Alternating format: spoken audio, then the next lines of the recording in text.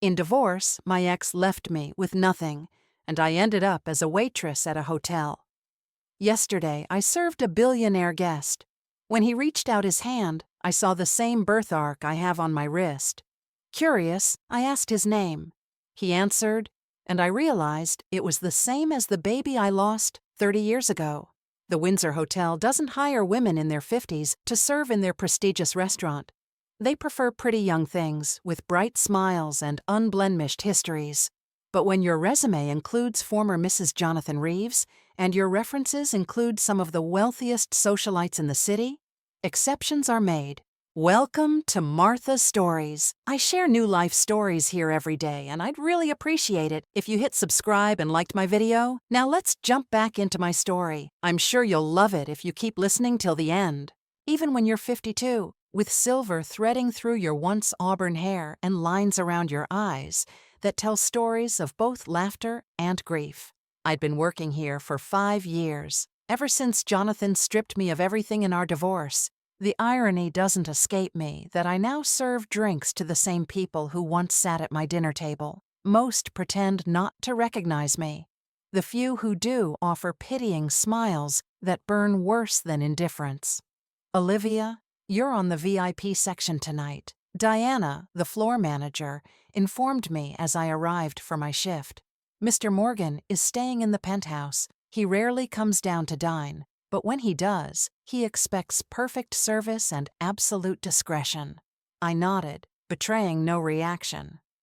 Ethan Morgan, tech billionaire, energy innovator, notoriously private. Everyone knew of him, but few knew him. I'd served celebrities and power players before. This was nothing new. The VIP dining area remained empty until precisely 8 when he arrived alone without the usual entourage that accompanies the wealthy. Tall, with dark hair swept back from a strong forehead, he moved with quiet confidence. As I approached his table, I noticed he was younger than I expected. Early 30s, perhaps. "Good evening, sir. May I offer you our wine selection?" I maintained the professional detachment that had become second nature. "Water, please." "Still, and I'll have the chef's tasting menu." His voice was soft, but decisive. I placed the menu on the table. As he reached to take it, his sleeve rode up slightly, revealing a distinctive birthmark on his right wrist. A crescent moon shape, small but unmistakable. My breath caught, identical to mine. Identical to the one my baby boy had when he was born, prematurely 30 years ago, only to slip away hours later. The wine bottle I was holding nearly slipped from my suddenly numb fingers. I steadied myself, but not before he noticed. "Are you all right?" he asked, genuinely concerned rather than irritated. "Yes, sir. I apologize." I regained my composure, but my heart pounded so violently I was certain he could hear it. Throughout the service, I found myself stealing glances at him. It wasn't just the birthmark. There was something hauntingly familiar in the arch of his brow, the shape of his hands. He had my eyes, not just the color, that peculiar blue-gray that looked almost silver in certain lights, but the shape, the way they crinkled slightly at the corners when he spoke to the sommelier.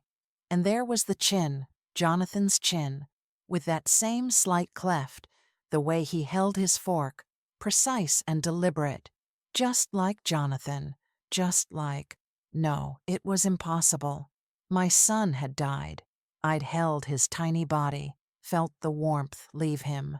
I'd buried him in a cemetery across town in the Reeves family plot that I wasn't even welcome to visit after the divorce. I'd spent years in therapy, working through the grief, the trauma, the loss that had created the first crack in my marriage to Jonathan. Yet, as the evening progressed, the impossible thought grew stronger. The coincidences piled up.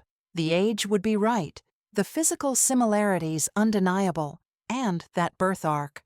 When he finished his meal, I cleared his plate, unable to stop myself from asking the question burning in my throat. "Sir, forgive my impertinence, but may I ask your name?" He looked startled, then amused. "You're serving me dinner, but don't know who I am." Your full name, I mean, I clarified, heart-hammering. Ethan. Ethan James Morgan, he replied, curious about my interest. Ethan, the name we had chosen, the name on a tiny gravestone I hadn't seen in years, the world tilted beneath my feet. Thank you, sir, I managed, turning away before he could see the shock on my face. In the kitchen, I braced myself against the wall, breathing deeply. Coincidence? It had to be. People shared names. Births weren't unique identifiers. I was projecting, seeing connections where none existed because of unresolved grief. Yet when I returned with his coffee, I noticed how he absently rubbed that birthmark while reading something on his phone, exactly as I did with mine when deep in thought. The same unconscious gesture. Will there be anything else, Mr. Morgan? I asked, my voice remarkably steady, despite the chaos inside me. He looked up, studying my face with an intensity that felt like recognition, though that was surely my imagination. Have we met before? Something about you seems familiar. I don't believe so, sir, I replied. I've worked at the Windsor for 5 years. Before that, I was married. My husband was Jonathan Reeves, the attorney. The words tasted bitter, as they always did. His expression changed subtly. Reeves from Harrington and Reeves. Yes. Do you know him? I asked, suddenly wary. By reputation only, he said, his tone carefully neutral. Thank you for your excellent service tonight, Ms. Reeves. Olivia Reeves. I'd kept Jonathan's name after the divorce, not out of sentimentality, but because changing all my documentation seemed like yet another defeat. As I walked away, I felt his eyes following me. When I glanced back, he was staring at his wrist, then at me, a puzzled expression crossing his face. That night, I couldn't sleep. The impossible thought had taken root and wouldn't let go. I pulled out the small box of mementos I'd managed to keep after the divorce, the few tangible remembrances of my baby, his hospital bracelet, a lock of fine dark hair, the only photograph, grainy and heartbreaking, of his perfect tiny face. And there it was, visible even in the poor quality image, the same crescent moon birthmark on his right wrist, exactly where Ethan Morgan's was, exactly where mine is. Tomorrow he would check out of the hotel. Tomorrow I might lose the chance to know the truth. Whatever that truth might be, however impossible it seemed, I knew one thing with absolute certainty. I wouldn't survive losing him twice. I arrived at work 3 hours early the next day, my mind racing with possibilities, each more improbable than the last. I'd spent the night alternating between telling myself I was delusional and plotting how to approach Mr. Morgan without sounding like a desperate, possibly unhinged woman. The hotel record showed he wasn't checking out until evening, a small mercy that gave me time. Diana arrived to find me meticulously polishing already spotless glasses, startling her with my uncharacteristic early appearance. Olivia, everything okay? Her eyes narrowed with suspicion. In 5 years, I'd never arrived early without being scheduled.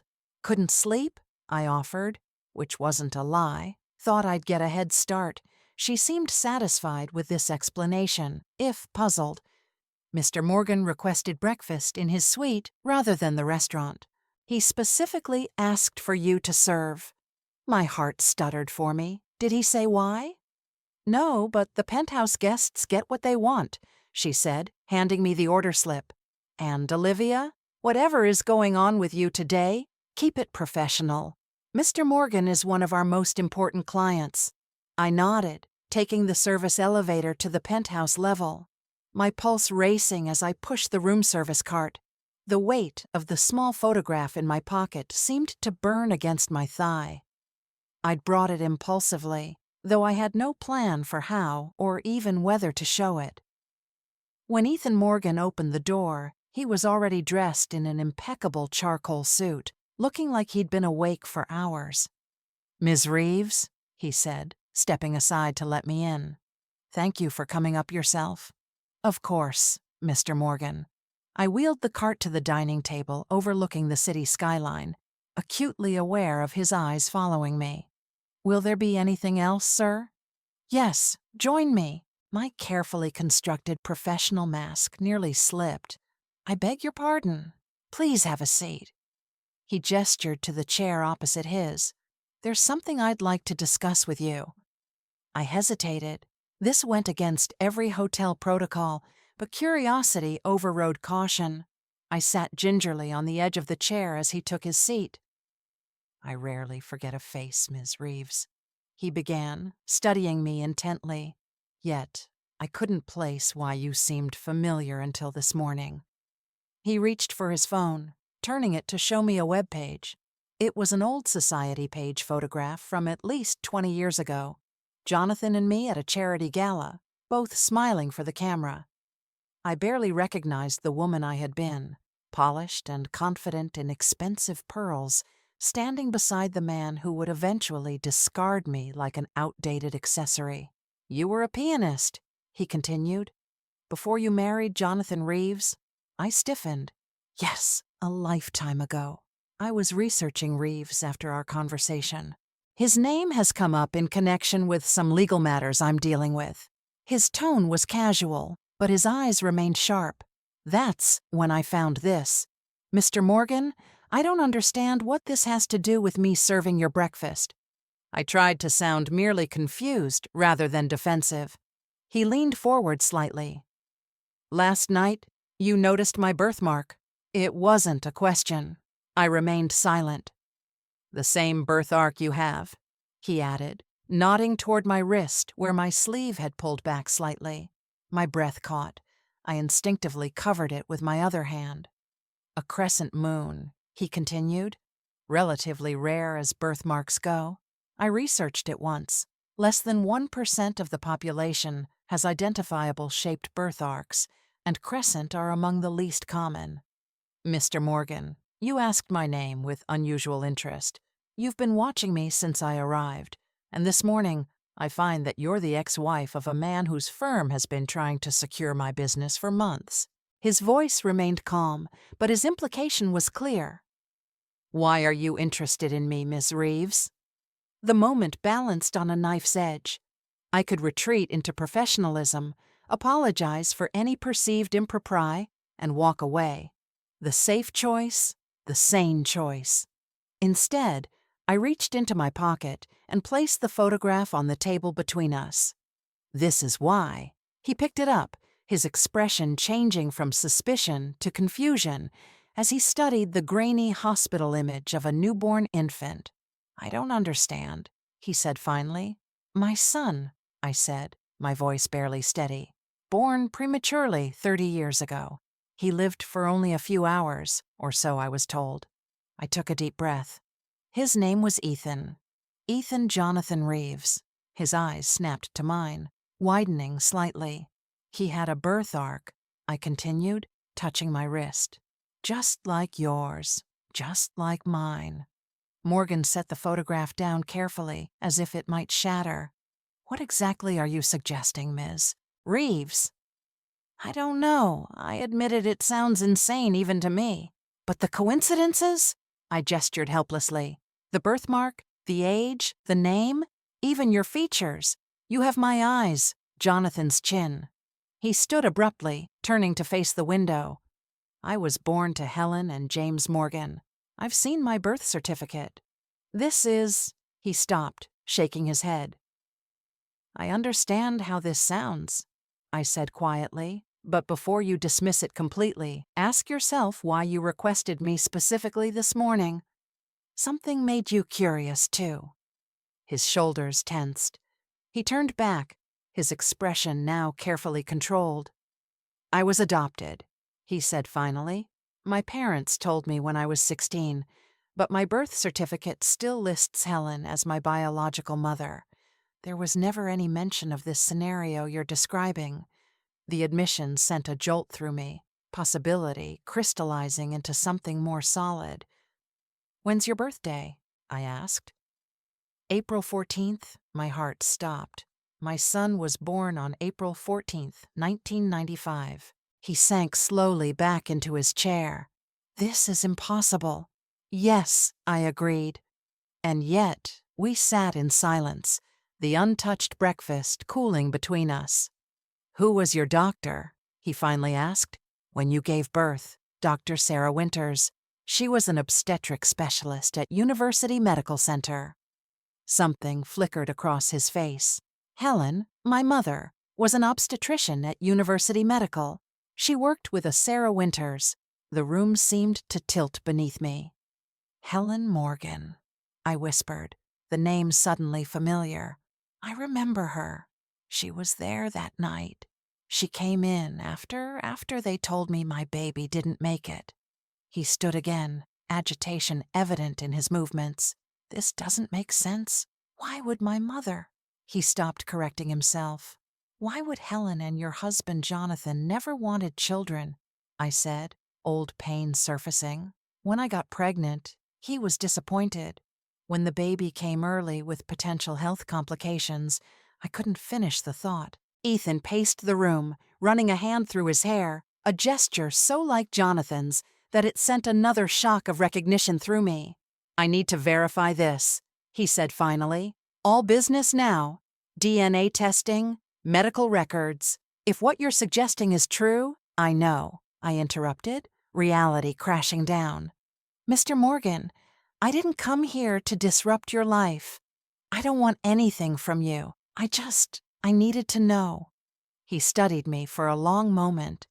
"What exactly did they tell you happened to your baby? That he was too premature? That his lungs weren't developed enough?" My voice caught. I held him. He was so small but perfect. "They said he died in my arms, but I was heavily medicated."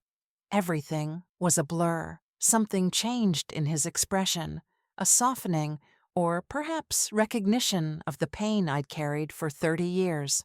"I have to go to my meetings," he said finally, "but I'm staying another night. We'll talk again this evening." I nodded, gathering myself to leave. "Miss Reeves, Olivia," he added as I reached the door. "Don't speak to anyone about this. Not yet." I understood the warning in his tone. "I won't." Back in the service elevator, I pressed my forehead against the cool metal wall, breathing deeply. I had just potentially turned this man's life upside down with an impossible claim. And yet, the coincidences were too numerous, too specific to dismiss. If my son hadn't died that night, if Jonathan had somehow arranged this unthinkable deception, the thought that had begun as a whisper now thundered through me. I might have found my child, the child I had grieved for 30 years, the child whose loss had broken something fundamental inside me. And if true, someone would have to answer for 3 decades of lies. The rest of my shift passed in a fog. I moved through my duties mechanically, serving drinks and clearing tables while my mind churned with possibilities.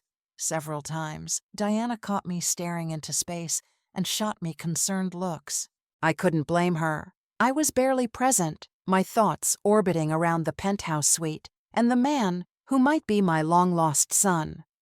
At 2S, I took my break and slipped away to a quiet corner of the staff room, pulling out my phone with trembling hands.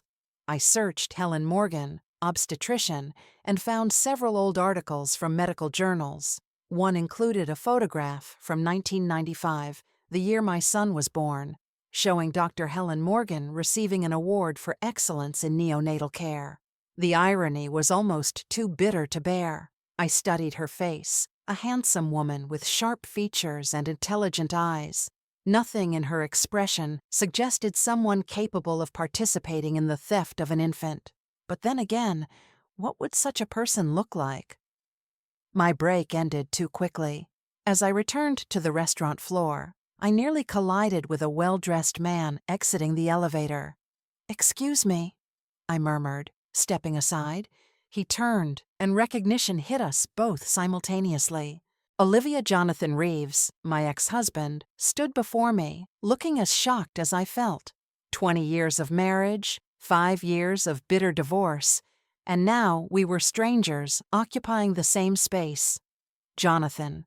I managed to keep my voice neutral, though my heart hammered against my ribs. What was he doing here? The coincidence seemed impossible, given my morning's conversation. I didn't know you worked here. His gaze swept over my uniform, his expression a mixture of pity and discomfort.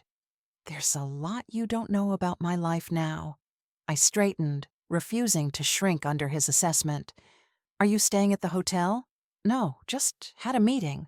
He glanced at his watch, the same ostentatious Rolex he'd worn during our marriage. Some things never changed. With Ethan Morgan, actually. My blood froze. Mr. Morgan, yes, hoping to bring his company on as a client. Big fish. Jonathan's smile was smug. Success had always been his aphrodisiac, though he seemed distracted today. Meeting ended early. I fought to keep my expression neutral. I should get back to work. Of course. He hesitated, then added with practiced magnanimity. You look well, Olivia. Before I could respond, he was walking away, his Italian leather shoes clicking across the marble floor. I watched him go. This man I'd once loved. This man who might have orchestrated the cruelest deception imaginable. Had he just come from meeting with Ethan? Had they discussed business as if they were strangers while Jonathan knew, had always known that he was sitting across from his biological son? The thought made me physically ill. I managed to finish my shift without incident, though Diana continued to watch me with concern. As I clocked out, she approached me. Olivia, is everything all right? You've been off all day. Just not feeling well. I lied, might be coming down with something. Take care of yourself, she said, genuine concern in her voice. And if you need to talk, I nodded gratefully and hurried away before she could press further. Outside, evening was falling, the city lights beginning to sparkle against the darkening sky. I checked my phone and found a text from an unknown number. Meet me at Riverside Park, the Boat Basin Cafe. 1 hour M. My apartment was only a short subway ride away, giving me just enough time to change out of my uniform before meeting Ethan. I opted for simple clothes, jeans, a blue sweater, minimal makeup. Part of me wanted to look my best, but another part understood that this wasn't a social meeting. This was what? A reckoning? An investigation? The Boat Basin Cafe was relatively quiet for a weekend night. Ethan sat at a corner table wearing casual clothes and a baseball cap that partially obscured his face, a far cry from the polished businessman I'd served that morning. A subtle disguise, I realized, to avoid recognition. He stood as I approached, gesturing for me to sit. A bottle of sparkling water and 2 glasses were already on the table. Thank you for coming, he said, his voice low. I thought a neutral location would be better. Did you have your meeting with Jonathan today? I asked, without preamble. Surprise flickered across his face. How did you know about that? I ran into him at the hotel. He mentioned meeting with you. Ethan's expression darkened. Yes, it was scheduled weeks ago before all this. I nearly canned, but decided it might be informative. And was it? He has no idea who I am. Ethan's fingers tapped restlessly against his glass. Or if he does, he's an exceptional actor. He spent 30 minutes trying to convince me to hire his firm, talking about his expertise in energy sector regulations. Never a flicker of recognition. That sounds like Jonathan, I said bitterly. Compartmentalizes everything, always focused on the next deal. Ethan studied me intently. Tell me about him, about your marriage. I took a deep breath. We met when I was 21. I was a promising pianist, just starting my career. He was a young attorney with ambition to burn. Charming, brilliant, persuasive. I fell hard. I smiled woefully. We married quickly. I got pregnant within a year, and he didn't want the baby. Ethan's voice was carefully controlled. He said the timing was wrong. His career was taking off. Children would come later, when we were established. The old pain resurfaced when I insisted on keeping the pregnancy. He eventually came around, or seemed to, but when complications arose when the baby came early. What exactly happened that night? Ethan leaned forward, intent. I closed my eyes briefly, forcing myself back to the worst night of my life. I went into labor at 26 weeks. They rushed me to University Medical. Everything was chaotic, terrifying.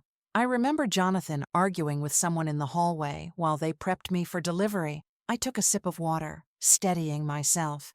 The delivery itself is hazy. They had me heavily sedated.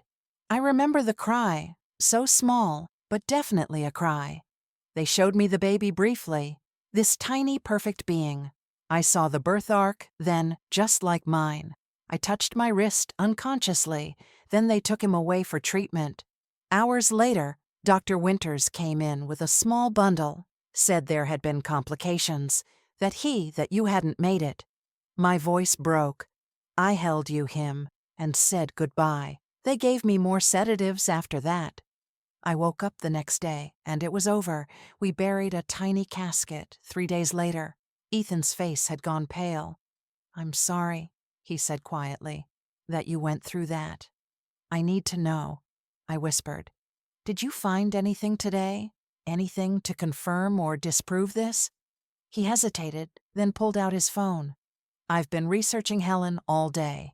Found her journals in a box at my childhood home last year after she passed away. I never read them fully until today." He scrolled to a photo of a handwritten page and pushed the phone toward me.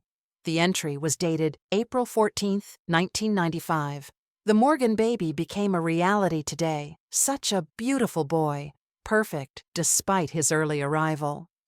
James is overjoyed, already planning fishing trips and baseball games. If only he knew the price of this miracle. Sarah says the mother believes he didn't survive. A necessary deception for everyone's benefit. The child will have a better life with us than with a father who doesn't want him and a mother too young and traumatized to cope. I tell myself, this is an act of mercy, not theft. God forgive me if I'm wrong." My hand flew to my mouth, stifling a sob. The confirmation I'd both hoped for and dreaded.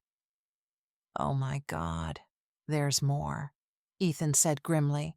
Years of entries about her guilt, about watching me grow while knowing another woman was grieving my loss, about Jonathan making contributions to her research in exchange for her silence. He paid her. Rage and grief collided inside me. He paid her to steal my child. It seems that way. Ethan's voice was tight with controlled anger. "I've already contacted a lab for DNA testing, though after reading this, I have little doubt about the results." I stared at him, truly seeing the features I should have recognized years ago. My eyes, Jonathan's chin, the same widow's peak that my father had. My son alive, successful, a stranger. "What happens now?" I asked, my voice barely audible. "Now," he said, a cold determination settling over his features. "We decide how Jonathan Reeves will pay for what he's done to both of us." The cafe's ambient noise faded around us as we sat in silence. Two people connected by blood and severed by betrayal, contemplating the shape of retribution. "I don't want revenge," I said finally, surprising myself with the truth of it. "I just want to know my son." Something shifted in his expression, a softening perhaps, or recognition. "That might be the more difficult path," he said quietly, "for both of us." As we sat there, connected by impossible truths and 30 years of lies, I realized that finding him had been the easy part. The real challenge would be finding our way forward from this fractured beginning. 3 days passed in a surreal haze. Ethan checked out of the hotel as scheduled, but rented a private apartment nearby. We agreed to wait for the DNA results before taking any action, though neither of us harbored real doubt about what they would reveal. The truth already lived in the mirrored shape of our birth arcs, in the identical arch of our eyebrows, in the resonance of shared mannerisms we couldn't have learned from each other. I continued my shifts at the Windsor, moving through the motions, while my mind remained fixated on the impossible reality unfolding in my life. Diana noticed my distraction, but seemed to attribute it to my encounter with Jonathan. "Exes have a way of stirring up old ghosts," she said, sympathetically, when she caught me staring into space again. Ghosts? Yes, but this particular ghost had materialized into flesh and blood, disrupting everything I thought I knew about my life. On the fourth day, I received another text from Ethan. "Results are in. Meet me at my apartment at 7, address below." The apartment was in a secure building overlooking the park, temporary accommodation that nonetheless exuded the quiet luxury I was coming to associate with Ethan. When he opened the door, I was struck again by the uncanny reflection of my own features in his face. How had I not seen it immediately? How had no one ever commented on our resemblance? "Thank you for coming," he said formally, ushering me inside. The space was minimally furnished, but comfortable with floor-to-ceiling windows, offering a stunning view of the city at dusk. On the coffee table lay an opened envelope. Ethan gestured for me to sit, then handed me the papers inside. 99.98% probability of maternal relationship," I read aloud, my voice catching. Though I'd been certain, seeing the scientific confirmation rendered me momentarily speechless. "There's no doubt," Ethan said, sitting across from me. "You are my biological mother, and Jonathan Reeves is my biological father." I sat down the papers, overwhelmed by the finality of it. "What do you want to do now?" "I've been thinking about that constantly," he admitted. "Part of me wants to confront Jonathan immediately, demand answers, make him face what he's done," his fingers clenched around his water glass.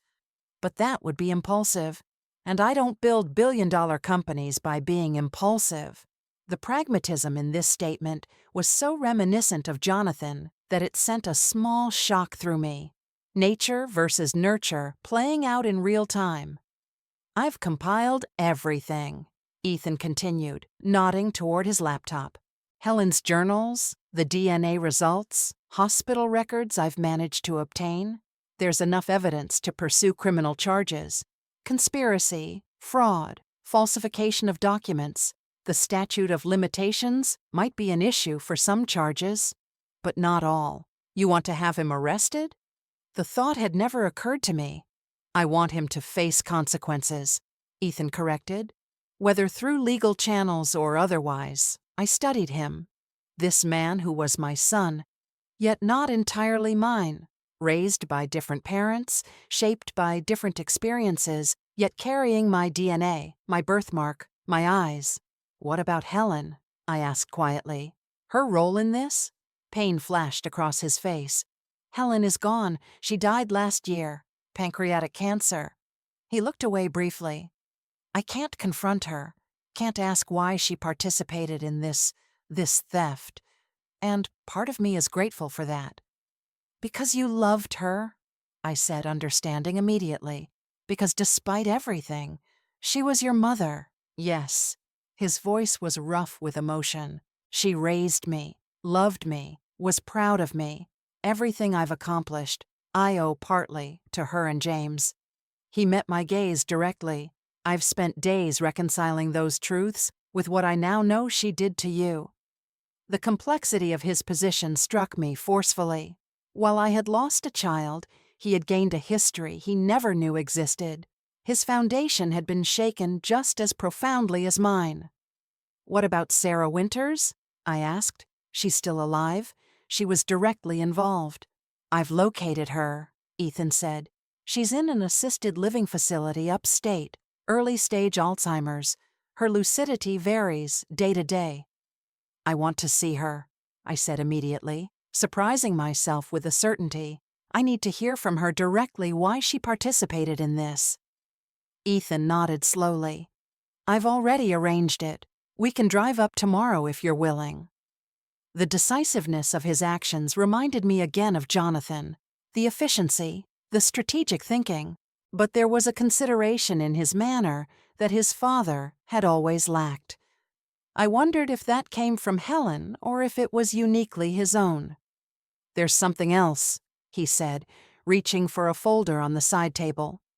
While investigating, I discovered some disturbing information about Jonathan's current activities. He spread several documents before me: financial statements, emails, legal briefs. His firm has been engaging in questionable practices for years, helping clients evade environmental regulations, burying evidence in class action lawsuits, facilitating offshore tax schemes that skirt legality. "That sounds like Jonathan," I said bitterly. Ethics were always flexible when money was involved. "These documents could destroy his career," Ethan said evenly. "His firm is currently bidding for several major contracts, including one with my company. I've been delaying my decision, using it as a reason to meet with him again next week." I understood then the shape of his strategy. "You're going to confront him." "We are," he corrected. "If you're willing. I believe we deserve answers face to face." The thought of confronting Jonathan sent a cold shiver through me. The man had demolished me twice, first by orchestrating the death of our child, then through our vicious divorce years later. I'd spent 5 years avoiding him, rebuilding a modest life from the ashes he'd left me in. "I don't know if I'm strong enough," I admitted. "You survived believing your child was dead for 30 years, Ethan said quietly. "You survived losing everything in your divorce. You rebuilt your life working in a hotel where you serve people who used to be your peers. That doesn't sound like weakness to me." His assessment, so direct, so perceptive, brought unexpected tears to my eyes. I'd grown accustomed to being invisible, to having my strength go unrecognized. To hear it acknowledged by this man who was my son felt like a validation I hadn't realized I desperately needed. When I started investigating this, Ethan continued, "I expected to feel only anger toward Jonathan, and I do feel that, but I've also found myself increasingly angry on your behalf." His gaze was intense, determined. "What he did to me was unconscionable. What he did to you was cruel beyond measure." I nodded, unable to speak past the knot in my throat. "We'll take this at your pace," he assured me. "But I think confronting Jonathan together is the only way we both get closure together," I repeated softly, testing the word. For 30 years, I'd faced every challenge alone. The concept of having an ally, especially one connected to me by blood, felt foreign yet deeply right. "Tomorrow we'll see Sarah Winters," I decided, finding my resolve. "And then we'll plan how to face Jonathan." Ethan nodded, satisfaction evident in his expression. As the city lights sparkled into life outside his windows, we began to outline our approach, mother and son united by blood and betrayal, plotting the reckoning that was 30 years overdue. Later, as I prepared to leave, Ethan hesitated at the door. "I've wondered something," he said. "If you had known I was alive all these years, how would my life have been different?" The question, so vulnerable, so fundamental, caught me off guard. "I would have raised you with music," I said finally, the truth rising unbidden. "I would have loved you imperfectly, but completely. I would have taught you that your worth isn't measured by achievements or possessions." I paused, emotion threatening to overwhelm me. "But I can't say your life would have been better, only different." He absorbed this, nodding slowly. "Thank you for your honesty."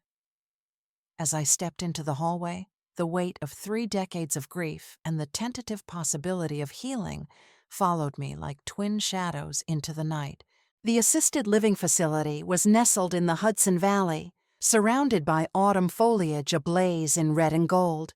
Ethan drove us there in a modest sedan rather than the luxury car I had expected. "Less conspicuous," he explained.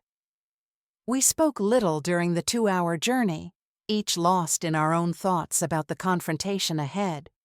I studied him covertly as he drove, noting how he held the wheel at precisely 10 and 2, how he checked his mirrors at regular intervals, methodical, precise.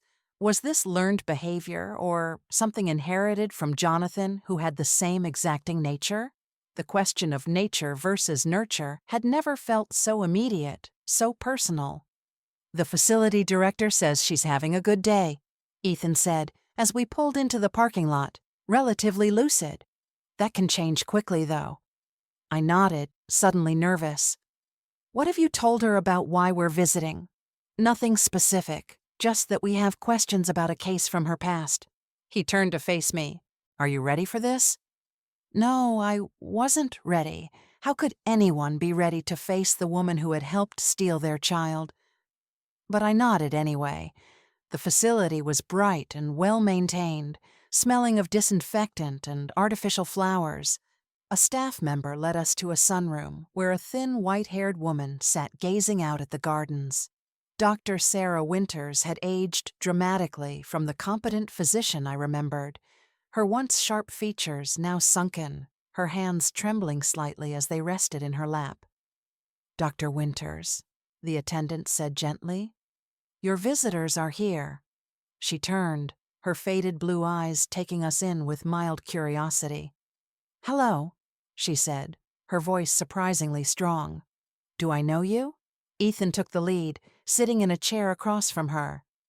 "My name is Ethan Morgan. This is Olivia Reeves. We wanted to ask you about something that happened at University Medical Center in 1995. Her expression remained pleasant but vacant. "I worked there for many years. So many babies delivered. So many mothers." She smiled vaguely. "All blurs together now." I moved closer, my heart pounding. "Dr. Winters, do you remember Olivia Reeves? I delivered a premature baby boy in April 1995. You told me he died." Something flickered in her eyes. Recognition, then quickly masked alarm. "I'm sorry for your loss, dear. It happens with premature infants, despite our best efforts." "Except he didn't die," I said, my voice low but steady. "He's sitting right here beside me." Sarah's gaze darted to Ethan, then back to me, her composure cracking slightly. I'm not sure what you're talking about." Ethan leaned forward, deliberately, pushing back his sleeve to reveal the crescent birthmark on his wrist. "I think you do, Dr. Winters. I think you remember this birthmark. I think you remember helping Dr. Helen Morgan take me from my biological mother and falsifying death records." The color drained from her face. Her hands began to tremble more violently. "Helen," she whispered. "Is she?" "She passed away last year," Ethan said. "But she left journals, detailed journals." Sarah closed her eyes briefly, as if in pain. When she opened them again, the vague pleasantness was gone, replaced by a sharp clarity. "You have to understand," she said, her voice suddenly stronger. "It wasn't a simple case of theft." "Then explain it to me," I challenged, fighting to keep my voice steady. "Explain why you told me my baby was dead when he wasn't." Sarah's gaze shifted between us, calculating. Finally, she sighed. "Your husband approached me first," she said, addressing me. "Weeks before the delivery. He knew the pregnancy was high risk. Said he was exploring options." "Options?" The word tasted bitter. "He didn't want a child with potential disabilities," she said bluntly. "The earlier the birth, the higher the risk of complications. He asked what might happen if the child was born with significant problems." Nausea rose in my throat. "And you told him what?" I explained the potential complications of extreme prematurity, but I also told him that many premature infants develop normally with proper care. Her expression hardened. That's when he mentioned, Helen said she'd recently lost a pregnancy and was desperate for a child. Suggested an arrangement that would benefit everyone. "Benefit everyone?" Ethan repeated incredulously. "You mean benefit him and the Morgans?" Sarah had the grace to look ashamed. He was very persuasive, talked about how the child would have advantages with the Morgans that he couldn't provide, how Olivia was too young, too focused on her music career to properly care for a potentially special needs child. "That wasn't his decision to make," I said, fury building inside me. And it certainly wasn't yours. No, it wasn't, she agreed softly. But you have to understand my position. Jonathan Reeves knew about a case I had mishandled years earlier, a mistake that could have ended my career. He made it clear that if I didn't cooperate, he would ensure I never practiced medicine again. So you chose your career over my child, I said, the words like glass in my throat. I chose what seemed like the best solution for everyone at the time, she countered weakly. The baby would go to parents who desperately wanted him. You would be spared the potential heartache of raising a disabled child, and yes, I would keep my career. Except the baby wasn't disabled, Ethan interjected. I was perfectly healthy despite being premature. Sarah nodded slowly. We knew that within hours of your birth, but by then, the plan was already in motion. The Morgans had falsified documents ready, claiming Helen had given birth while traveling. Jonathan had already told Olivia you hadn't survived. Her gaze shifted to me. You were so heavily sedated, so distraught. The small bundle you held, it wasn't your son. The memory of that small, still form in my arms, the child I had grieved for 30 years, shattered like glass. What did I hold?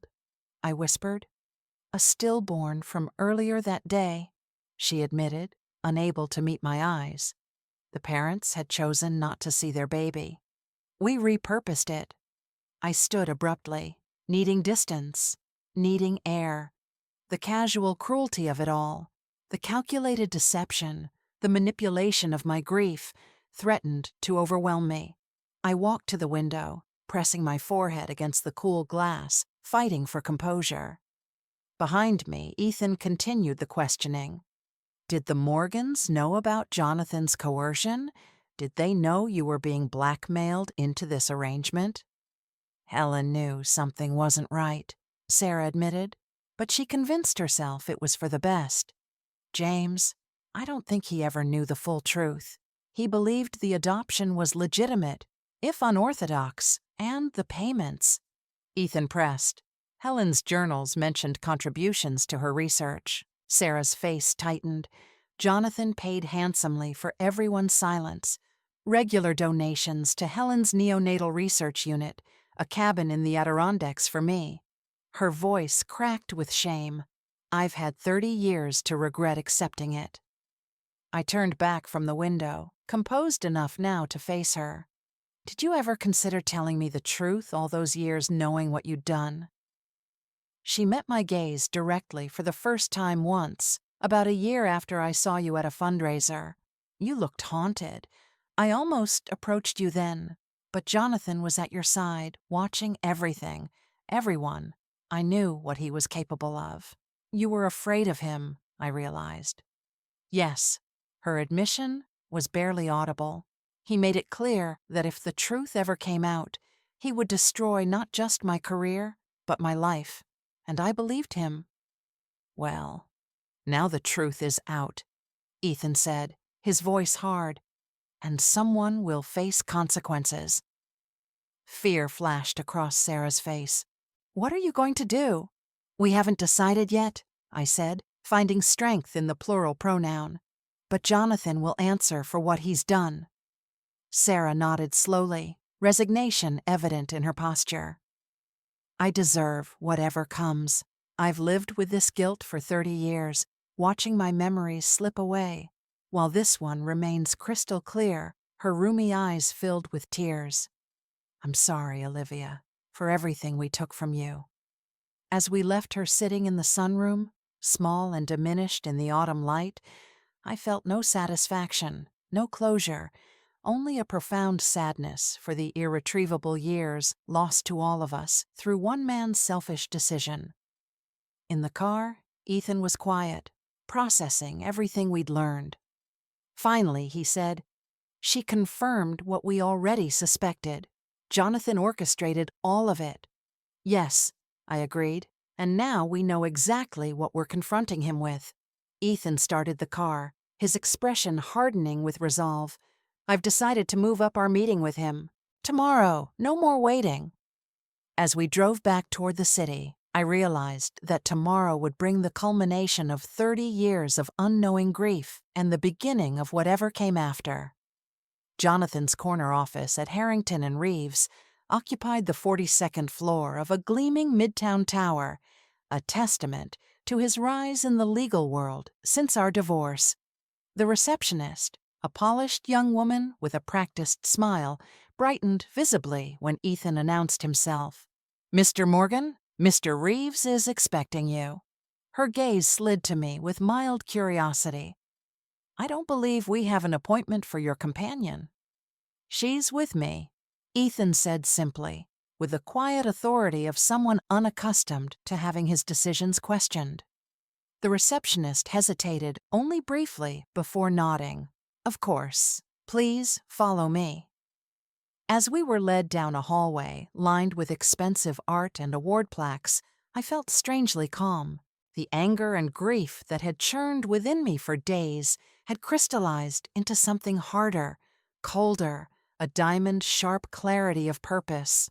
Jonathan rose from behind his massive desk when we entered, his practiced smile freezing when he saw me. "Ethan," he said, recovering quickly, "I wasn't expecting you to bring company." His eyes narrowed slightly. "Olivia, what an unusual surprise." "Is it really a surprise, Jonathan?" I asked quietly. He glanced between us, weariness creeping into his expression. "I'm afraid I don't follow." "I think you do," Ethan said, closing the door firmly behind us. "But let's not waste time with pretense. We've had a very illuminating conversation with Dr. Sarah Winters yesterday." All color drained from Jonathan's face. For a moment, he resembled the ghost I'd imagined when I thought of confronting him, insubstantial, haunted. Then his lawyer's composure reasserted itself. "I'm not sure what you think you know, but we know everything," I interrupted, my voice steady, despite the thundering of my heart. "We know about your arrangement with Helen Morgan. We know you bribed and blackmailed medical professionals to fake our son's death. We know you orchestrated the most cruel, inhumane deception imaginable." Jonathan sank slowly back into his chair, his expression unreadable. "These are serious allegations, Olivia, completely unfounded." "Are they?" Ethan stepped forward, placing a folder on Jonathan's desk. "We have Helen Morgan's journals detailing the arrangement. We have Sarah Winters' confession, and we have DNA tests confirming that I am the biological son of Olivia and Jonathan Reeves." He leaned forward slightly. "Your son?" Jonathan stared at the folder, but didn't touch it, as if it might burn him.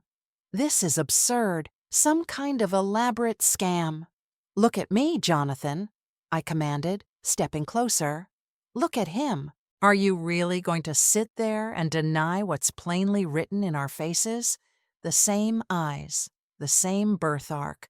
I pushed up my sleeve to reveal my crescent moon mark as Ethan did the same. Jonathan's gaze darted between us, the resemblance undeniable when presented so starkly. His facade cracked further. "This is a private matter," he said, voice lowered. "Whatever you think happened 30 years ago, it's not what we think happened."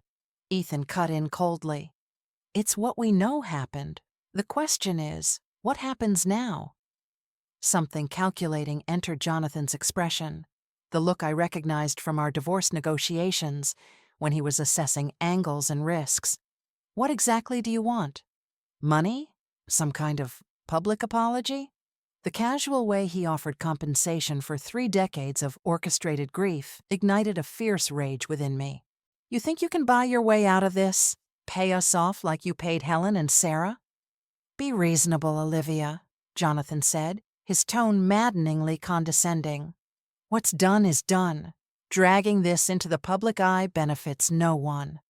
"It might benefit the countless other lives you've damaged," Ethan interjected, opening the second folder he carried. "Your firm's ethical violations make for fascinating reading. Environmental regulations circumvented, evidence suppressed in class action lawsuits, offshore accounts manipulating tax laws." He spread several documents across the desk. Did you really think I was considering hiring your firm without doing my due diligence? Jonathan's expression hardened as he realized the full scope of our leverage. You're threatening me. We're offering you a choice, I corrected, finding unexpected strength in the moment. A choice you never gave me regarding my son. Ethan nodded. Option 1. We take everything we have about the fraud surrounding my birth and about your firm's ethical violations to the authorities and the media. Your career ends. Your reputation is destroyed. You potentially face criminal charges. And option 2? Jonathan asked, his voice tight. You provide a complete signed confession about what you did 30 years ago, I said. You acknowledge Ethan as your biological son. You make restitution for what you stole from both of us. Restitution? Jonathan's eyebrows rose. You mean money? I don't want your money, I said with genuine disdain. I want justice. I want the truth acknowledged. Ethan leaned forward, his gaze boring into Jonathan's. As for my part, I want you to resign from your firm, effective immediately, withdraw from legal practice entirely, and transfer your ownership stake in Harrington and Reeves to a foundation that will provide legal services to mothers separated from their children through deception or coercion. Jonathan stared at him, momentarily speechless. You're asking me to give up everything I've built. You're getting off lightly, Ethan replied without sympathy. What you did was criminal. You should be in prison.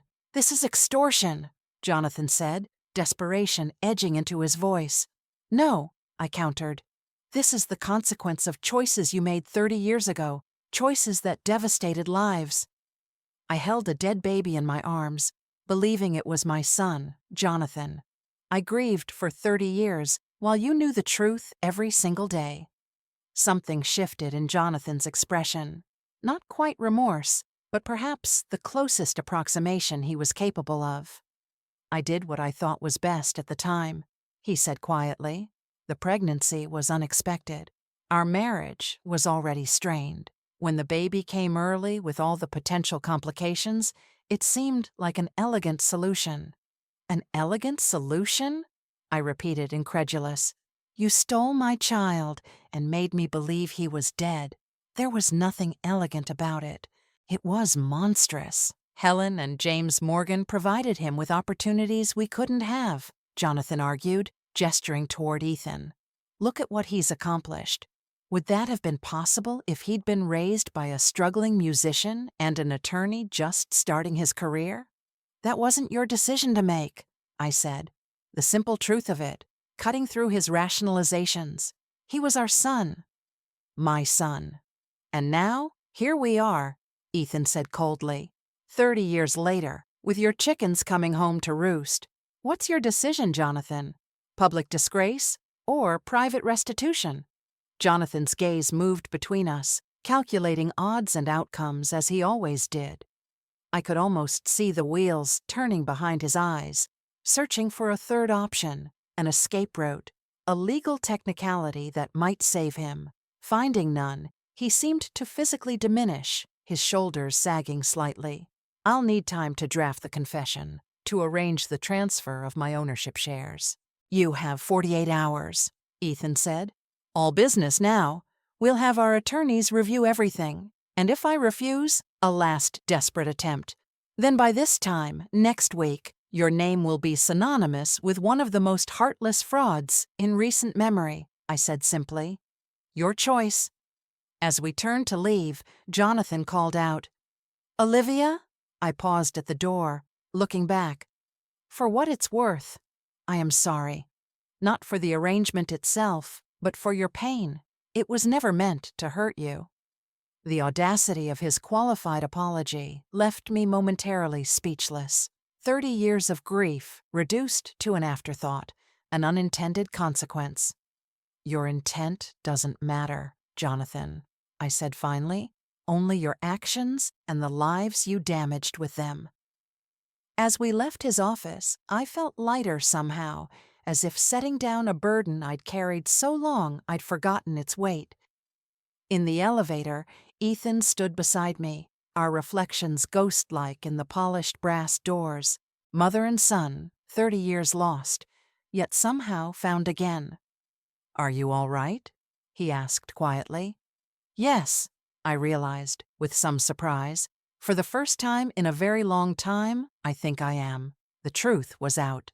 Jonathan would face consequences, and most importantly, my son was alive, standing beside me as we descended toward whatever future awaited us. The 48 hours after our confrontation with Jonathan passed in a strange limbo. I took personal days from the hotel, unable to face the routine of serving others, while my own life hung in such delicate balance. Ethan buried himself in work, though he called each evening to check on me. Our conversations gradually becoming less formal, more natural. We spoke about small things, his preference for classical music, a connection that thrilled me, my love of gardening, books we had both read. Carefully navigating around the enormity of our situation, we began the tentative process of knowing each other as people, not just as biological relatives linked by betrayal.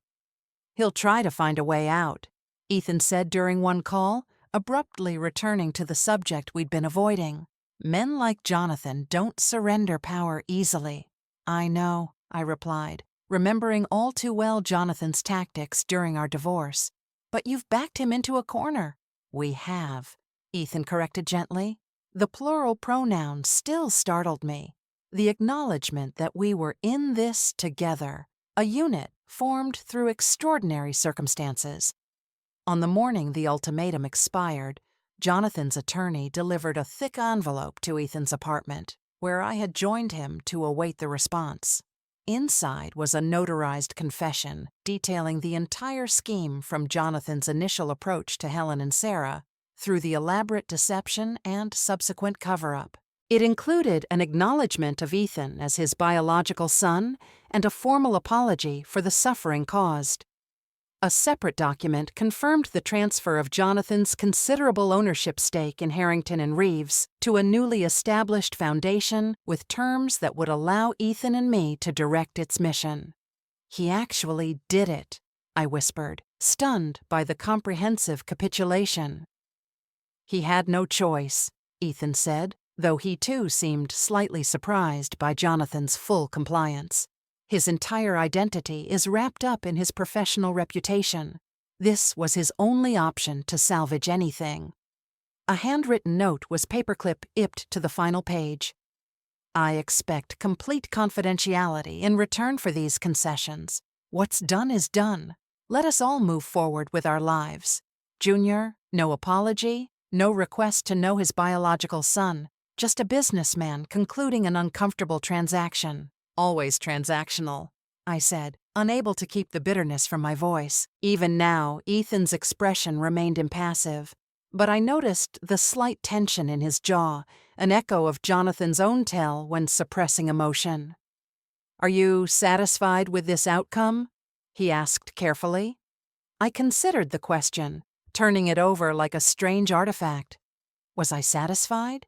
Could any resolution truly compensate for 30 years of grief and loss? "I don't know if satisfied is the right word," I admitted, "but it's something. Acknowledgement, accountability, more than I ever expected to have." I looked up at him. "What about you?" He was silent for a long moment. "I'm still processing what all this means for my identity, who I thought I was versus who I actually am." His fingers unconsciously traced the crescent birthmark on his wrist. "I've spent the past 2 weeks wondering what my life would have been like if Jonathan had made a different choice that night." The question hung between us. Impossible to answer, yet impossible to ignore.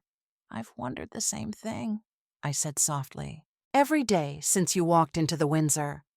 Later that afternoon, Ethan surprised me with a request. "I'd like to see where you live," he said, as we finished reviewing the foundation documents. "If you're comfortable with that." My apartment was a modest one-bedroom in a pre-war building, far from the luxury of Ethan's temporary residence. I'd felt no embarrassment about my circumstances until that moment. Suddenly, seeing my home through his eyes, the worn furniture saved from before the divorce, the faded prints on the walls, the small upright piano that was my one non-negotiable possession when everything else was taken. "It's nothing special," I said as I unlocked the door, feeling unaccountably nervous. Ethan stepped inside, his gaze taking in everything with quiet attention. He moved to the piano immediately, running his fingers lightly across the keys without pressing them. "Helen insisted I take piano lessons," he said unexpectedly. "I never understood why she was so adamant about it. James wanted me to play baseball, but Helen wouldn't budge on the piano." He glanced at me. "I have perfect pitch. Did you know that's often hereditary?" "I didn't," I said, a small piece of the puzzle clicking into place. "Did you enjoy playing?" "Very much. Still do, though I rarely have time now."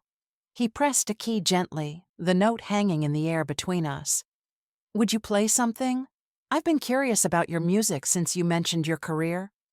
I hesitated, then sat at the bench. It had been years since I'd played for anyone but myself. My fingers felt stiff at first, uncertain, but muscle memory took over as I began Debussy's Clair de Lune, a piece I'd played since my conservatory days. Its gentle melancholy always speaking to something deep within me. As the final notes faded, I became aware of Ethan watching me intently, an unreadable expression on his face. "That was beautiful," he said simply. "Thank you." I closed the piano lid gently. I was considered promising once before I gave it up for marriage, for Jonathan's career. "You could play professionally again," Ethan suggested. "It's not too late." The idea was so unexpected, so outside my realm of possibility that I nearly laughed. At my age, after so many years away from it, why not? His expression was earnest. "You clearly still have the talent, and now you have resources. The foundation will provide you with financial security.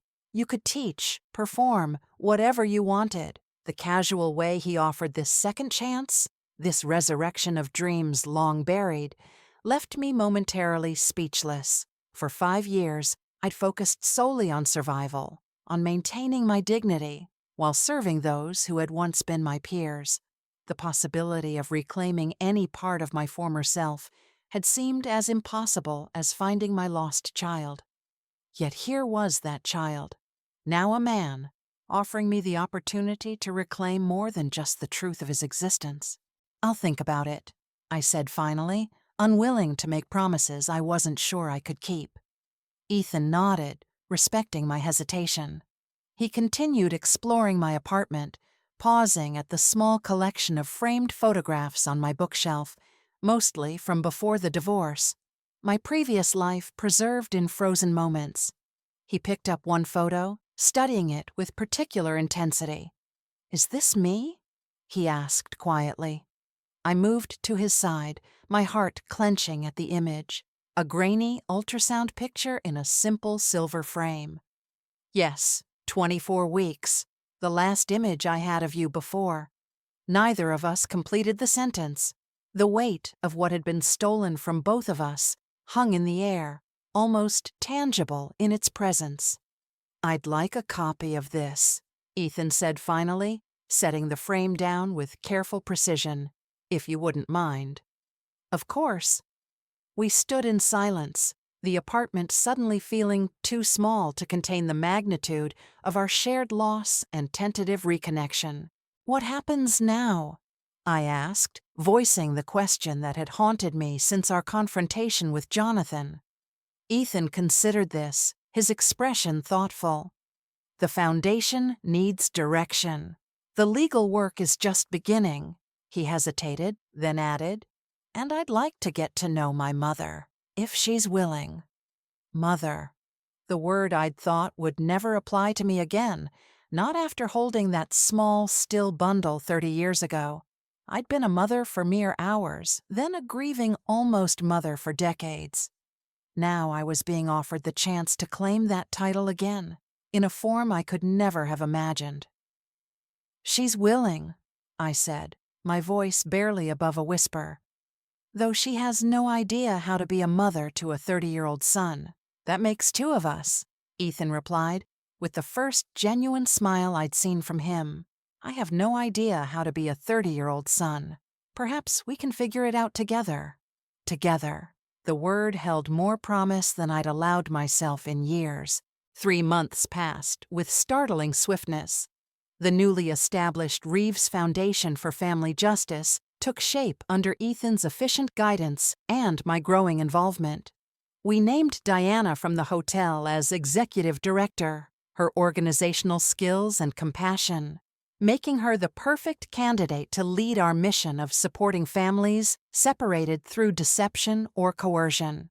I gave notice at the Windsor. My resignation met with genuine congratulations from most of my colleagues who believed I'd simply landed a position with the foundation. Only Diana knew the full truth, sworn to secrecy but supportive beyond measure. "You deserve this second chance," she told me on my last day, hugging me tightly. All of it. Jonathan kept his word, fading from public view with a carefully crafted story about health concerns necessitating his early retirement. The partners at Harrington and Reeves scrambled to rebrand and distance themselves from any hint of impropriety, unaware that the foundation, now controlling Jonathan shares, was quietly redirecting their focus toward family justice cases. Throughout these external changes, the more significant transformation was happening between Ethan and me. Our relationship evolved gradually, carefully, like a delicate plant requiring gentle tending. We established a routine of weekly dinners, sometimes at his apartment, sometimes at mine. During these evenings, we filled in the 30-year void with stories from our separate lives. I learned about his childhood with Helen and James, largely happy, though marked by Helen's occasional inexplicable melancholy and overprotectiveness. He shared his journey from precocious student to tech entrepreneur, the drive that had propelled him to success, the loneliness that sometimes accompanied it. In return, I told him about my early promise as a pianist, my whirlwind romance with Jonathan, the gradual dissolution of our marriage after the supposed loss of our child. I spoke of rebuilding my life after the divorce, the humiliation of serving former friends at the hotel, the quiet dignity I'd fought to maintain. With each exchange, the invisible threads connecting us strengthened, creating something that wasn't quite the traditional mother-son bond, but was undeniably powerful in its own right. One evening in early spring, Ethan arrived for dinner with an unexpected proposal. "I've been thinking about your piano playing," he said as we finished our meal. "About what you said regarding it being too late to return to music professionally." "Oh," I raised an eyebrow, having noticed his methodical approach when he had something specific in mind. "The foundation is hosting its official launch gala next month. We need a musical component." His eyes held mine steadily. "I'd like you to perform." The suggestion sent a jolt of both excitement and terror through me. "Ethan, I haven't performed publicly in over 30 years, which makes it the perfect symbolic beginning for the foundation," he countered, recreating what was lost. "Second chances?" He leaned forward slightly. "You're still brilliant, Olivia. I've heard you play during our dinners. The talent is still there. There's a vast difference between playing casually during dinner and performing at a gala in front of donors and board members," I protested. "You have 6 weeks to prepare." His confidence in me was both flattering and terrifying. "Just one piece, something meaningful to you." I wanted to refuse, to retreat to the safety of anonymity I'd grown accustomed to. Yet something in his unwavering belief made me reconsider. Perhaps this was part of my own reclamation, my own second chance. "I'll think about it," I said finally. His smile, so rarely seen but transformative when it appeared, told me he knew he'd won. That night after Ethan left, I sat at my piano, really sat with purpose, for the first time in decades. My fingers moved over the keys tentatively at first, then with growing confidence as I played through pieces I'd once known by heart. Muscle memory was a remarkable thing. My hands remembered what my conscious mind had almost forgotten. By midnight, I'd made my decision. I would perform at the gala, not just for Ethan or for the foundation, but for myself, for the young woman who had surrendered her dreams too easily, who had lost so much but was finally finding her way back. The following weeks were a blur of preparation. I practiced religiously each morning, rediscovering the discipline and joy of immersing myself in music. Ethan arranged for my piano to be professionally restored, a practical necessity, he insisted, when I protested the expense. 2 weeks before the gala, an elegant dress arrived at my apartment, midnight blue with subtle silver accents that complemented my now fully silver hair. The card simply read, "For your triumphant return. E." The night of the gala arrived with alarming swiftness. The venue was a historic concert hall in the city, its gilded interior aglow with soft lighting. I waited backstage, my heart hammering against my ribs, questioning every life choice that had led me to this moment. Ethan found me there, immaculate in his tuxedo, but with an uncharacteristic nervousness about him. "Are you ready?" he asked, adjusting his cufflinks, a habit I'd noticed emerged when he was anxious. "As I'll ever be," I replied, smoothing my already smooth dress. "The hall is filling up. It's at capacity. Many of the city's most influential families are in attendance." He hesitated. "There's something I should tell you. Jonathan is here." My head snapped up. "What? Why would he? I invited him," Ethan said, his expression unreadable.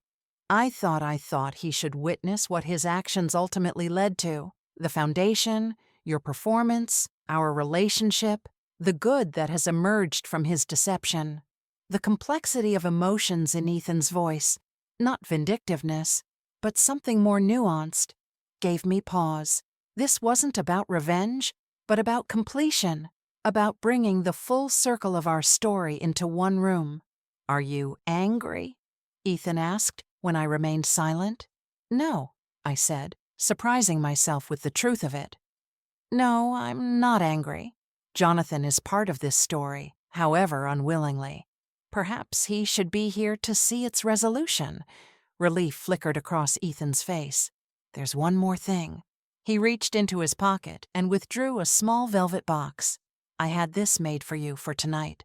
Inside was a delicate silver bracelet with a single charm, a crescent moon crafted from white gold, small diamonds marking its curve, the birth arc that had connected us transformed into something beautiful. "Ethan," I breathed, momentarily speechless. "It's perfect." He fastened it around my wrist, covering my birth arc precisely. "For luck," he said simply. "Though you won't need it." When my name was announced, I walked onto the stage with my head high, the weight of 30 years of silence and loss lifting with each step. The grand piano waited, gleaming under the stage lights. I took my seat, adjusted my posture, and let my hands hover over the keys for just a moment. The piece I'd chosen was Chopin's Nocturne in a Flat Major, a composition of such profound beauty and emotional depth that it had always moved me, even in my darkest moments. As I began to play, the hall faded away, and there was only the music flowing through my fingers, expressing everything words could not. I played for the young pianist whose career had been set aside.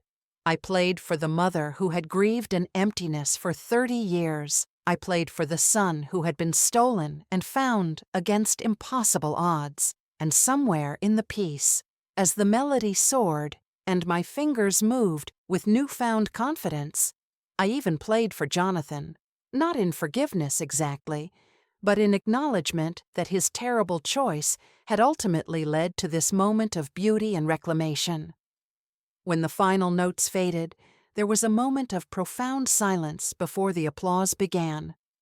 Hesitant at first, then building to a sustained ovation that brought tears to my eyes, I rose, bowing slightly, my gaze finding Ethan in the front row, his expression a mixture of pride and something deeper, more fundamental. As I left the stage, I caught a glimpse of Jonathan near the back of the hall, his face unreadable in the shadows. Our eyes met briefly across the distance, and I offered the smallest of nods, not absolution, but recognition. Then I turned away, moving toward the future rather than the past. Backstage, Ethan was waiting. "That," he said softly, "was extraordinary. Thank you for pushing me to do it," I replied, my hands still trembling slightly from adrenaline and emotion.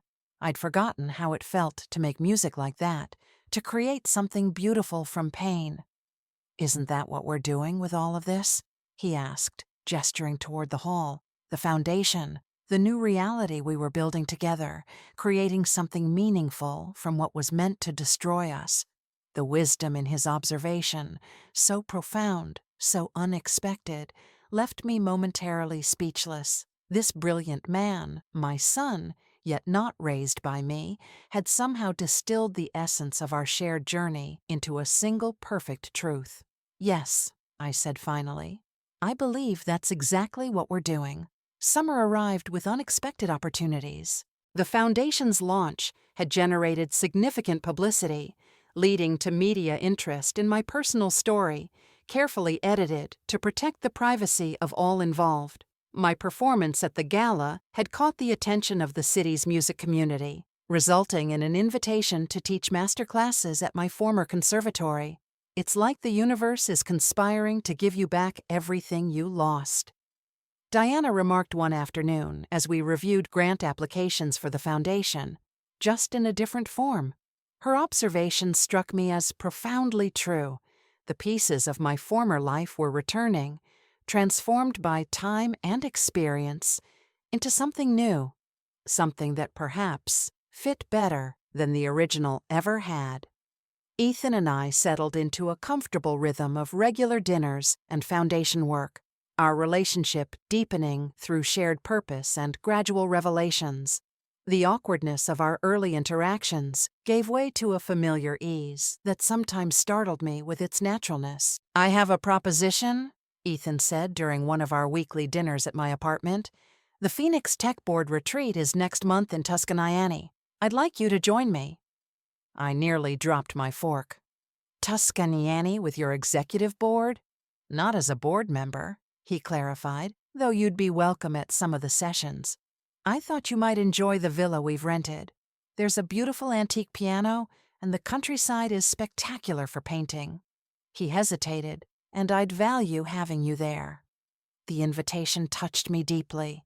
This wasn't foundation business or obligation. This was Ethan simply wanting my company, wanting to include me in an important aspect of his life. "I'd be honored," I said, trying to keep my voice steady, "though I'm not sure what I'd tell your colleagues about who I am." A complicated expression crossed his face.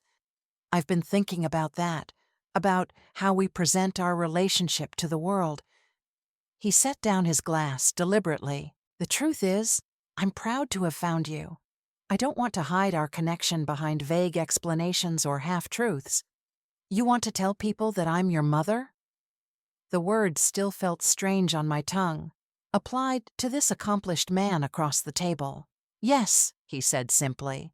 "Not the complete circumstances. Those remain private, but the fundamental truth that you are my biological mother and that we found each other after many years of separation." The matter-of-fact way he claimed our connection brought unexpected tears to my eyes. "Are you sure? It could raise questions about Helen and James, about your background."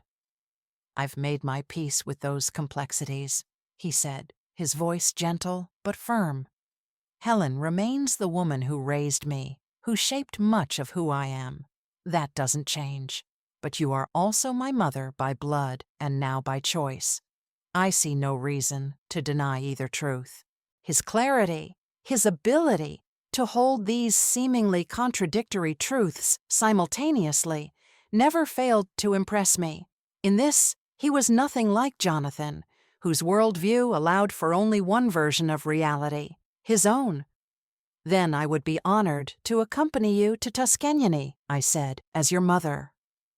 The retreat was even more beautiful than Ethan had described. The villa perched on a Tuscan hillside, surrounded by cypress trees and vineyards dated back to the 16th century. My room overlooked a terrace garden that tumbled down to a small lake, the landscape straight from a Renaissance painting. On our second evening there, following a day of board meetings, I'd politely declined to attend. Ethan found me at the antique grand piano in the villa's music room, experimenting with a Schubert piece I'd once known by heart. "The board members are asking about you," he said, leaning against the doorframe. "They're intrigued by mysterious silver-haired companion who plays like a concert pianist." I laughed softly. "Hardly concert level anymore. You underestimate yourself." He entered the room fully, taking a seat in a nearby armchair. "I've invited them for drinks before dinner," I thought. "If you're comfortable with it, I might introduce you properly." Understanding his meaning immediately, I nodded. "I'm ready if you are." When the board members gathered on the terrace an hour later, a collection of tech executives, venture capitalists, and industry pioneers, Ethan drew me to his side with a gentle hand on my elbow. "I'd like to introduce you all to Olivia Reeves," he said, his voice carrying easily across the terrace. "My mother." The surprised murmurs were immediate, followed by curious glances between us, noting no doubt the similarities in our features that became obvious once named. "I thought your parents were Helen and James Morgan," said one board member, a direct woman I'd been introduced to as the former CEO of a major tech firm. "James and Helen raised me," Ethan confirmed. "I was separated from Olivia as an infant through circumstances beyond her control. We reconnected recently after 30 years apart." The simplicity of his explanation, truthful while protecting the more painful details, silenced further questions. The group accepted his narrative with respectful interest, several members approaching me individually throughout the evening with genuine warmth. Later, as we walked through the moonlit gardens after the others had retired, I found myself overwhelmed by the ease with which Ethan had claimed our connection publicly. "Thank you," I said finally, "for acknowledging me so openly." "I should be thanking you," he replied, surprising me, "for your grace in accepting a son who appeared in your life so suddenly with so many complications attached." "You could never be a complication," I assured him. "A miracle, perhaps, but never a complication." We stopped at a stone balustrade overlooking the valley below, the distant lights of a small town twinkling like earthbound stars. In the soft moonlight, I could see both Jonathan and myself in Ethan's profile, the determined set of his jaw, the thoughtful expression that had once been my hallmark. "I've been thinking about Helen's journals," Ethan said unexpectedly, about something she wrote when I was 10. She said watching me grow was both her greatest joy and her deepest guilt, that every milestone she witnessed was one stolen from you. The complex emotion in his voice, grief for his adoptive mother, mingled with regret for what I had missed, touched me deeply. "Helen loved you," I said gently. "Whatever her role in what happened, she gave you a good life, a loving home. I can't hate her for that. Even though she took your child, she took you physically," I acknowledged. "But the connection between us remained invisible, unknown, but real. The same blood, the same birth arc, the same musical talent. She couldn't erase those things, however much Jonathan might have wanted to sever all ties." Ethan nodded slowly, absorbing my perspective. "There's something I've been wanting to ask you," he said after a moment. "Something that might seem strange, given everything that's happened." "Go ahead." Would you tell me the story of the day I was born? Not the aftermath, but the beginning. What you felt when you knew I was coming. What you hoped for." The request caught me off guard. So fundamental, so primal. Every child deserves to know the story of their beginning. Yet this basic narrative had been stolen from him along with everything else. "You were eager to arrive," I began, my voice soft with memory. "Almost 3 months early. I was playing Beethoven's Moonlight Sonata when the first contraction hit, so strong it made me miss a note. I knew immediately you were coming, though the doctors tried to stop the labor." I described the rush to the hospital. The fear mingled with determination, the fierce, protective love I'd felt, even as everything moved too quickly, too dangerously. When they finally placed you in my arms, you were so tiny, barely 4 lb, but your grip was strong when you wrapped your fingers around mine. I touched my wrist, where the crescent birthmark lay beneath my bracelet, and when I saw this mark on your wrist, identical to my own, I knew you were truly mine, truly a part of me. Ethan listened with absolute focus, absorbing this origin story, his story, with visible emotion. When I finished, he was quiet for a long moment, the only sound, the chirp of crickets from the garden below. "Thank you," he said finally, his voice rough, "for giving me that beginning, for fighting for me from the start." "Always," I promised, meaning it with every fiber of my being. Then and now, in the silvery Tuscsan moonlight, with the weight of 30 years of separation behind us and an uncertain but promising future ahead, we stood together, not a conventional mother and son, but something perhaps more hard-worn and precious for all its complexity. Autumn painted the city in amber and crimson, a year of transformations drawing to its close. The foundation had flourished beyond our initial expectations, helping dozens of families navigate situations painfully similar to our own. Each success story felt like a small redemption, each reunion an echo of our own impossible finding. My return to music had evolved from the single performance at the gala to regular masterclasses and occasional intimate recital. I'd declined more public opportunities, preferring the quiet satisfaction of teaching promising students and playing for small, appreciative audiences. At 53, I had no interest in the demanding life of a touring musician. This measured return to my first love was enough. Ethan had integrated me into his life with a naturalness that sometimes took my breath away. He introduced me as his mother, without qualification or explanation, weathering the occasional raised eyebrow or curious glance with unflappable composure. In business settings, we maintained appropriate boundaries. He was still the visionary CEO, I, the foundation director. But in private, our relationship continued to deepen through small revelations and shared experiences. I hadn't seen Jonathan since the foundation gala, though I occasionally glimpsed his name in legal journals, noting his conspicuous absence from major cases and events. According to Ethan, who monitored such things with characteristic thoroughness, Jonathan had sold his lavish apartment and relocated to a smaller residence in Connecticut, his once prominent social life notably diminished. I felt no satisfaction in his downfall, only a muted sense that justice had, in its imperfect way, been served. The man who had orchestrated my greatest loss had lost much himself, not through our vindictiveness, but through the natural consequences of his own actions finally catching up to him. One crisp October morning, as leaves drifted past my apartment windows like fragments of flame, my phone rang with Ethan's distinctive tone. "Are you busy this afternoon?"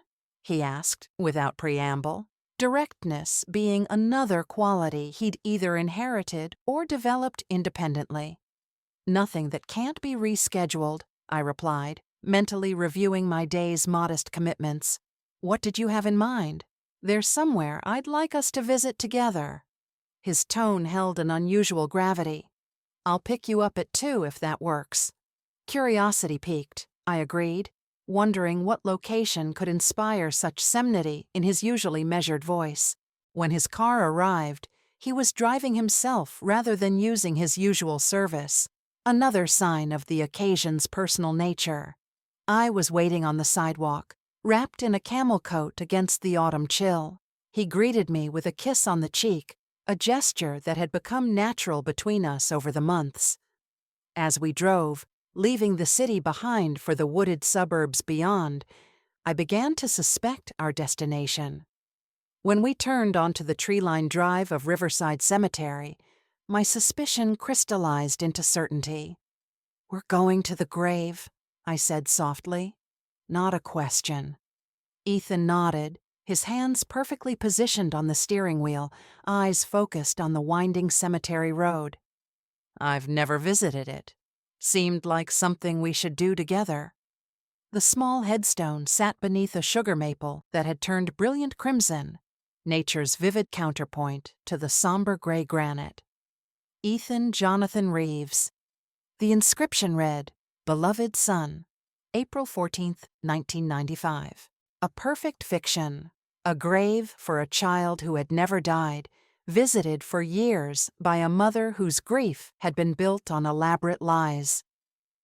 We stood before it in silence, autumn leaves swirling around our feet. After a moment, Ethan placed a small white stone atop the headstone, a gesture I recognized from my own family's Jewish traditions, though I'd never discussed these roots with him. "Helen's family was Jewish," he said, noticing my surprise. "She taught me this custom when we visited her parents' graves." Another unexpected connection, another thread that had existed unseen between us all these years. "I used to bring blue irises," I said, gazing at the barren plot. "They only bloom in spring, but I'd find them somewhere every month for years." The cemetery gardener would clear away the previous month's flowers, withered and dry by then. He was always kind, never mentioning that I was the only one who ever visited. Ethan's hand found mine, warm and solid. "I'm sorry you had to endure that," he said simply. "All those years of grieving alone." "But I'm not grieving anymore," I replied, the realization striking me with sudden clarity. For the first time in 30 years, I'm not carrying that weight. We stood together as the wind whispered through the maple, dislodging more crimson leaves that danced around the small headstone like benedictions. "What happens to it now?" Ethan asked finally. "The grave, I considered this. It remains, I suppose, a marker, not for a death, but for a beginning, the place where one chapter ended and another, a much longer one, began." He nodded, understanding, as he always did, the layers beneath my words. We turned away from the grave together, walking back toward the car beneath a canopy of autumn glory. "I have something for you," he said, as we drove back toward the city. "It's in the glove compartment." Inside was a small blue envelope. I opened it to find an elegantly printed invitation. Phoenix Tech, in collaboration with the Reeves Foundation for Family Justice, requests the honor of your presence at the dedication of the Helen Morgan Memorial Wing University Children's Hospital, November 15th, 7:00 p.m. I looked at Ethan, momentarily speechless. "The wing will specialize in neonatal care for premature infants," he explained, eyes on the road ahead. "State-of-the-art facilities, research programs, support services for families. Everything Helen dedicated her professional life to, but with additional resources she never had access to." "It's a beautiful tribute," I said, genuinely moved by the gesture. She would have been proud. "I wanted to be sure you'd be comfortable with it," Ethan said, glancing at me briefly. "Given her role in our separation, Helen made a terrible choice," I acknowledged. "But she also gave you a good life, a loving home. The world isn't divided neatly into heroes and villains, much as we might sometimes wish it were." He nodded, a small smile touching his lips. "That's what I hoped you'd say." At a stoplight, he turned to face me fully. "There's something else. The dedication ceremony falls on the first anniversary of when we met. When you served me at the Windsor, I thought perhaps you might perform at the dedication, something to mark the occasion." The symmetry of it struck me, my return to music happening alongside Ethan's public acknowledgement of both his mothers, the woman who raised him and the woman who gave him life. "I'd be honored," I said. The dedication ceremony was attended by the city's medical and philanthropic elite, a sea of formal attire and polite applause. I sat in the front row as Ethan delivered a moving speech about Helen's dedication to neonatal medicine, about second chances and the power of modern medical intervention. "My own life," he said toward the end, his gaze finding mine, "began under the most precarious circumstances, a premature birth with uncertain prospects. Through medical expertise and extraordinary care, I survived and thrived. This wing will ensure that other children and families receive the same chances I was given." The careful wording, truthful while strategic in its omissions, demonstrated again Ethan's gift for navigating complex ethical waters. He honored Helen's professional legacy while acknowledging, however obliquely, the reality of his own beginning. When I took my place at the grand piano positioned in the hospital's soaring atrium, I felt a profound sense of completion.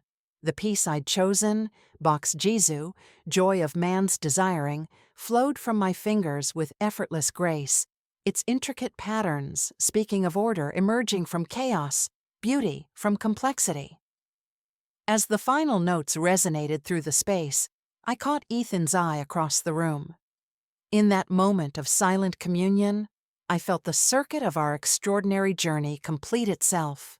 Mother and son separated and found, creating something meaningful from what had been meant to divide us.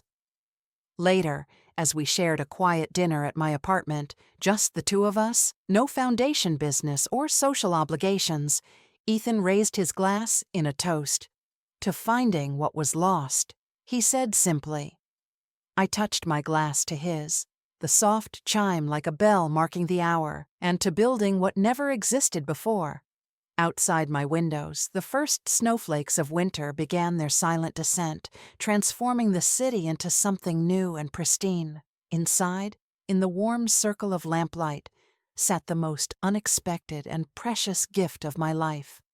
My son returned to me against impossible odds, both of us forever changed by the journey. Not a fairy tale ending, too complex, too nuanced for such simplicity, but an ending nonetheless that contained within it the seeds of countless new beginnings for us and for the families our foundation would help in years to come. "I was thinking," Ethan said, setting down his glass, "about next steps for the foundation. There's a program in Europe I'd like us to explore, a model for family reunification that's shown promising results." As he outlined his vision, I listened with the awareness that this shared purpose, this mutual respect, this hard-won connection was the real miracle, not just finding each other, but finding in each other the perfect complement, the missing piece that made both our lives more complete. Outside, the snow continued to fall, covering the past year's transformations in a clean white blanket, nature's reminder that even the most indelible marks can be softened. Music,